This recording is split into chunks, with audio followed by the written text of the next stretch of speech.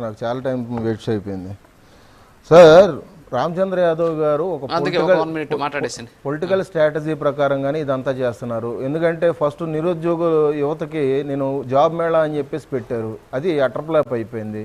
ఆ తర్వాత బీసీ గర్జన అన్నారు, దాంట్లో ఈగలు తోలుకునే పరిస్థితి అయిపోయింది. వాళ్ళ రోజున రామచంద్ర యాదవ్ గారికి ఉన్న కేసుల ప్రకారంగా కానీ ఆయన చేసే వ్యాపారాల నిమిత్తంగా కానీ ఆయన్ని ఒక వ్యాపారవేత్తగానే చూస్తున్నారు, కానీ ఎప్పుడూ కూడా ప్రజల్లోకి వచ్చే రాజకీయ నాయకుడిగా ఎప్పుడు ఎవరైతే చూడలేదు సార్.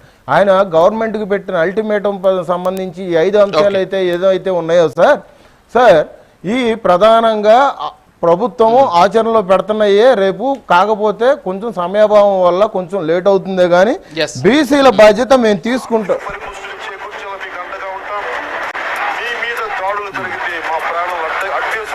ఇది పవన్ కళ్యాణ్ గారి మాట, కూటమి మాట కూడా ఇదేనండి. మేము బీసీలకు అండగా ఉంటాము, వాళ్ళ పక్షాన మేము ఎప్పుడు నిలబడతాం అని కూడా మేము చెప్తున్నాం. ఒక్క మంత్రి కూడా ఇవ్వలేదండి రాజు గారు. సిగ్గులేని మాటలు మాట్లాడకుండా డిబేట్లకి సిగ్గులేని మాటలు మాట్లాడకుండా డిబేట్కి వచ్చినప్పుడు నిజాలు మాట్లాడాలి. బీసీల గురించి మాట్లాడే అర్హత మీకు ఎక్కడుందయ్యా? బీసీల గురించి మాట్లాడే అర్హత మీకు ఎక్కడుంది? ఎక్కడుందా? ఎన్ని హత్యలు జరిగినాయి కూర్చొని మాట్లాడదామా? కొంచెం ఎక్స్టెన్షన్ చేసుకొని ఎన్ని హత్యలు జరిగినా మీ హయాంలో బీసీలు మాట్లాడితే తలకాయ తీసుకెళ్ళి ఎక్కడో పెట్టుకుంటావు. లక్ష్మీకాంత్ గారు, రామారావు గారు ప్లీజ్.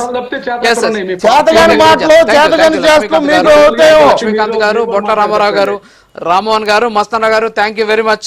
ఈ డిబేట్ లో పాల్గొన్నందుకు మీ అందరూ కూడా ప్రత్యేక ధన్యవాదాలు. సో ఓవరాల్ గా చూస్తే ఈరోజు ఆంధ్రప్రదేశ్కి సంబంధించినటువంటి బీసీల అంశంలో ఒక పక్క బీసీవై పార్టీ అధినేత బోడే రామచంద్ర యాదవ్ ఇవాళ ఆయన నిరవధిక నిరాహార దీక్షకు ఆయన పూనుకుంటూ ఉన్నటువంటి పరిస్థితి. సో ఆయన చెబుతూ ఉన్నటువంటి 5 ప్రధాన డిమాండ్లలో అందులో టీడీపీ ఇచ్చినటువంటి డిమాండ్లు కొన్ని ఉన్నాయి, ఇచ్చినటువంటి హామీలు కొన్ని ఉన్నాయి. సో వాటిని నెరవేర్చేటటువంటి ప్రయత్నం చేస్తే ఇప్పుడు ఈ డిబేట్లో పాల్గొన్నటువంటి రామ్మోహన్ రావు చెప్పినటువంటి అంశాలే ముందుగానే చెప్తే ఈరోజు గందరగోళ పరిస్థితులు ఉండేటటువంటి అవకాశాలు లేవు. సో ఆ దిశగా ప్రయత్నం చేయాలి. మరి చూడాలి ఆయన దీక్ష ఏ విధంగా ముందుకు సాగబోతుంది, ఏ విధంగా సఫలీకృతం అవుతుంది, బీసీ సమాజం ఆయన వెంట నడుస్తుందా, ప్రభుత్వం ఆయన మీద ఎలాంటి ఆంక్షలు పెట్టబోతుంది, అంతేకాకుండా